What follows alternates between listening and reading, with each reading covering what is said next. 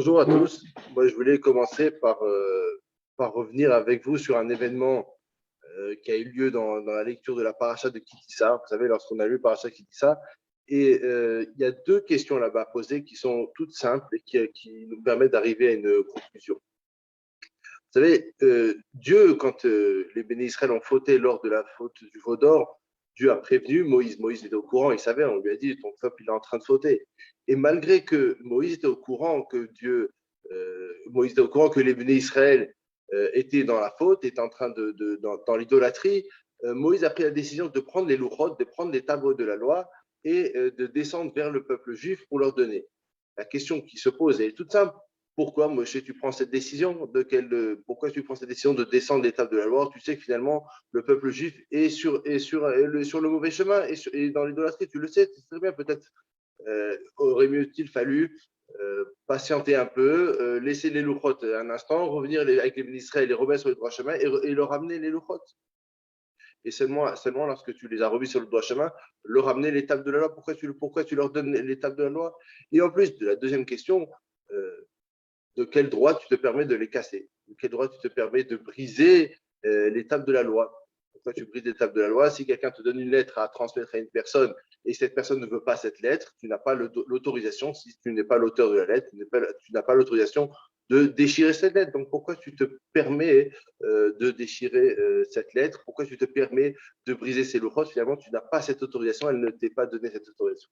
À travers ces deux questions, je voulais vous soulever le Rambam. Vous savez que le Rambam, dans Maïmonide, à propos de l'éducation des enfants, le Rambam dit que lorsqu'un professeur est face à ses élèves et que ses élèves écoutent mal le cours, écoutent mal l'enseignement du professeur, le professeur, de manière tout à fait exceptionnelle, a l'autorisation de s'énerver sur ses élèves pour les remettre sur le droit chemin. Parce qu'en effet, s'il ne s'énerve pas, il ne les remet pas sur les droits chemins, les élèves vont sortir de ce cours avec des conclusions qui sont falsifiées, des mauvaises conclusions, des mauvais enseignements qui, par là, vont être transmis de manière erronée. Et donc, de fil en aiguille, on va avoir une Torah qui est erronée. Donc, le professeur a un devoir de remettre les élèves sur le droit chemin.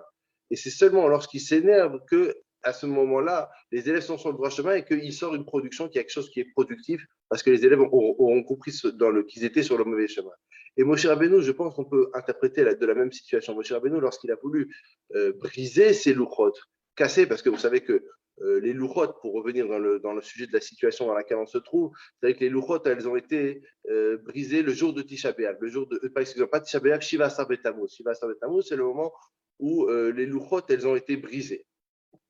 Et donc, le fait de briser quelque chose de manière générale, quand les béné Israël ont vu que le cadeau qui devait arriver de la Kadosh Baruch Hu et qu'ils ont vu que ce cadeau-là était brisé, c'est seulement à travers cet électrochoc, à travers ce choc-là qu'ils ont compris qu'ils étaient dans le mauvais chemin.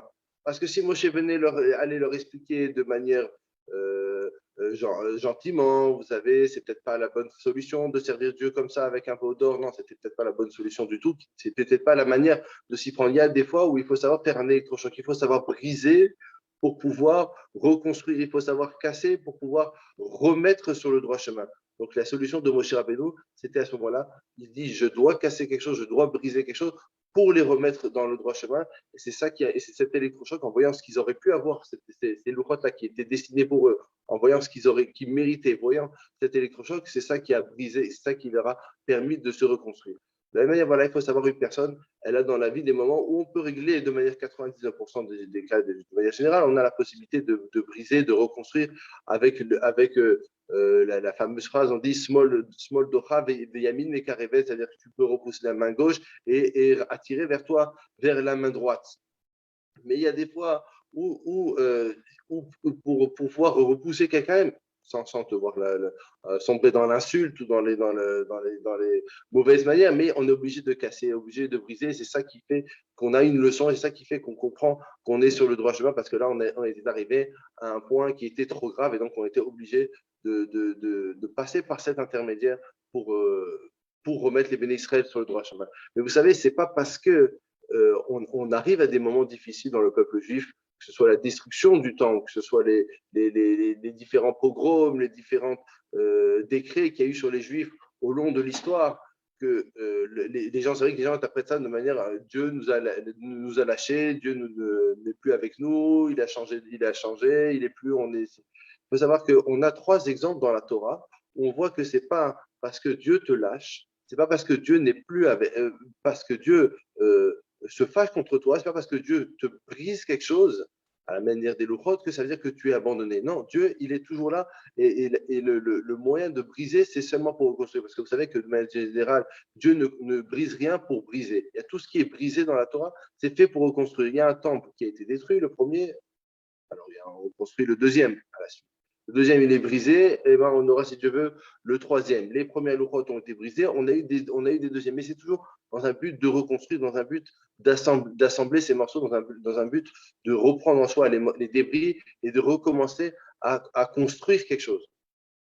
Et donc, ces exemples-là qu'on a dans le Torah, vous savez que le moment où Dieu a détruit la ville de Sédom et Amora, c'est marqué que Dieu, il a ordonné, on connaît toute cette histoire, où Dieu, il a dit à la femme de Lot, au moment où vous fuyez la ville, il ne faut pas que vous retourniez pour voir la ville. Mais quelle est la raison pourquoi tu ne veux pas qu'on se retourne? C'est une destruction, et je peux voir à côté de chez moi un immeuble qui se détruit. Quelle est la raison pourquoi je ne vais pas regarder la destruction? Quelle est la morale de cette histoire? Eh bien, il y a un commandement, c'est marqué que l'oirani ha'adam v'chaye. Jamais un Dieu, un homme, un être humain a pu m'apercevoir, Dieu, c'est Dieu qui parle, et pouvoir continuer, avoir les capacités de continuer à vivre. À partir du moment où un homme il voit Dieu, il meurt.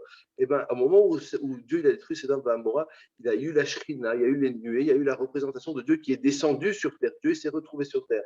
Et donc, au moment où il y a la destruction, et ben, Dieu il est avec l'homme. Il y a la Shrina, Dieu il est là.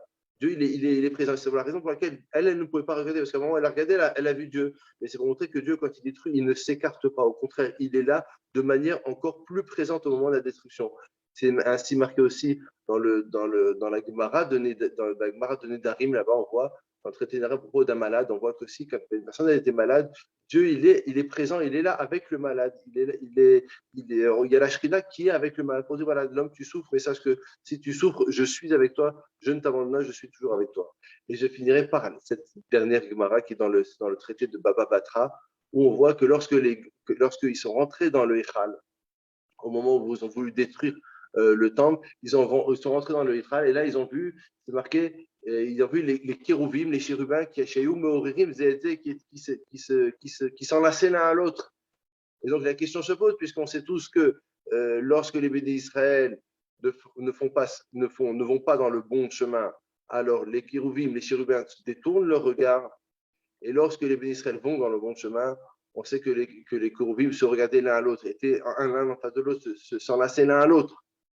Et là, on voit au moment de la destruction, qui est peut-être le paroxysme du mécontentement de Dieu, et on voit que même à travers ce paroxysme, même à travers cette force de destruction qui a été le moment de la destruction du Beth Amikdash, on voit que même là, Dieu, il voyait les kérouvim qui étaient un à côté de l'autre, et il dit, je suis avec vous. Il dit, même à travers la punition, je ne vous abandonne pas, je suis toujours avec vous, parce qu'il faut savoir, c'est pas parce que on a l'impression, même aujourd'hui, que Dieu n'est pas avec nous, que Dieu nous a abandonnés. Je me permets de citer les paroles du Chazonich. Je savais que le Chazonich, il disait, il y a une façon de voir Dieu dans la vie de tous les jours. Il dit, c'est souvent, on le voit dans les shidduchim, dans deux couples, deux personnes qui se rencontrent. Il se trouve que par hasard, ils se sont rencontrés. Souvent, tu demandes aux gens, ah, comment vous vous êtes rencontrés? Comment ça se fait que vous êtes plus l'un à l'autre? Il dit, ah, c'était tout à fait par hasard. On s'est rencontrés, on était le même jour, on était dans ce même restaurant, on a discuté ensemble, on s'est vu, et on ne sait plus, on a commencé à se fréquenter, on a commencé à se marier. Il dit, cette manière de voir la présence de Dieu, on peut la voir à son paroxysme dans les shidduchim, dans les mariages, dans les rencontres. Mais vous savez, même la vie de chacun de nous, on peut voir la présence de Dieu, ne serait-ce que par des choses qu'on entend autour de nous. Souvent, j'entends des gens qui disent, ah, j'avais une question, j'avais un problème que je me posais, je suis allé au cours de tel et tel rabbin, et il a soulevé, en passant, il a soulevé une question, et c'est exactement la réponse que moi j'avais besoin. Et bien ça, c'est à cet endroit-là, dans ce que les gens appellent hasard, mais c'est à cet endroit-là que Dieu se trouve, c'est à cet endroit-là que Dieu parle avec les gens, parce qu'il y a une manière de parler avec les gens, c'est pas seulement la voix qui sort du ciel et qui parle directement à la personne. Non, Dieu parle avec les gens à travers les choses qu'on entend autour de nous, à travers les cours qu'on entend, à travers la Torah qu'on entend. Toutes ces choses-là sont faites pour parler à Dieu, pour montrer Dieu. Hachem, il montre à l'homme, il dit, je suis avec toi, je ne t'abandonne pas. Voilà, pour dire que, voilà, que Dieu ne nous abandonne pas, même si on a l'impression qu'il y a un balagan, mais il y a toujours un céder. Dieu reste avec l'homme et l'accompagne. La seule chose qu'il faut savoir, c'est savoir écouter, savoir entendre, parce qu'une personne effectivement qui est enfermée chez soi, qui n'a pas de contact social, qui ne fréquente pas de gens autour d'elle, alors effectivement, elle aura peut-être du mal à concrétiser la présence de Dieu. Mais à partir du moment où on est entouré, on entend des choses, on voit des choses, on assiste à des cours de Torah, on a la parole de Dieu qui vient vers nous et qui se représente à nous. Et savoir, voilà, que Dieu, même si on est il y a des moments difficiles, il a toujours été avec nous et il continuera à toujours être avec nous. Les attachés, on espère à la construction du troisième Beth Amikdash très prochainement, si Dieu.